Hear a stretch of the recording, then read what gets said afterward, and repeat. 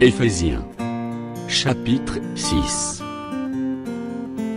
Enfants, obéissez à vos parents, selon le Seigneur, car cela est juste. Honore ton père et ta mère, c'est le premier commandement avec une promesse, afin que tu sois heureux, et que tu vives longtemps sur la terre. Et vous, pères, n'irritez pas vos enfants, mais élevez-les en les corrigeant, et en les instruisant selon le Seigneur. Serviteurs, obéissez à vos maîtres selon la chair, avec crainte et tremblement, dans la simplicité de votre cœur, comme à Christ, non pas seulement sous leurs yeux, comme pour plaire aux hommes, mais comme des serviteurs de Christ, qui font de bon cœur la volonté de Dieu. Servez-les avec empressement, comme servant le Seigneur et non des hommes, sachant que chacun, soit esclave, soit libre, recevra du Seigneur, selon ce qu'il aura fait de bien. Et vous, maîtres, agissez de même à leur égard, et abstenez-vous de menaces, sachant que leur maître est le vôtre dans les cieux, et que devant lui il n'y a point d'acception de personne. Au reste, fortifiez-vous dans le Seigneur, et par sa force toute puissante.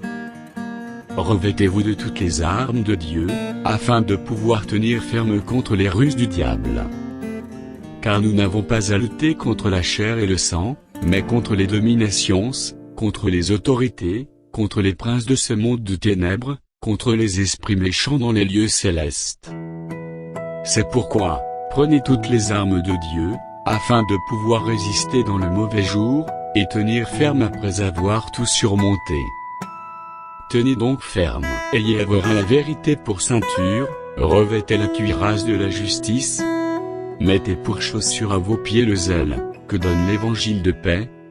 Prenez par-dessus tout cela le bouclier de la foi, avec lequel vous pourrez éteindre tous les traits enflammés du malin. Prenez aussi le casque du salut, et l'épée de l'esprit, qui est la parole de Dieu. Faites en tout temps par l'esprit toutes sortes de prières et de supplications.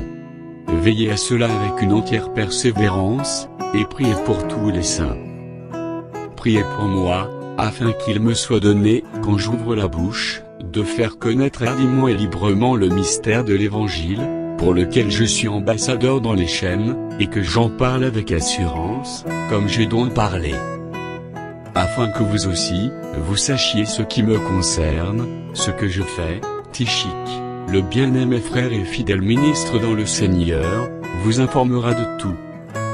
Je l'envoie exprès vers vous, pour que vous connaissiez notre situation, et pour qu'il console vos cœurs.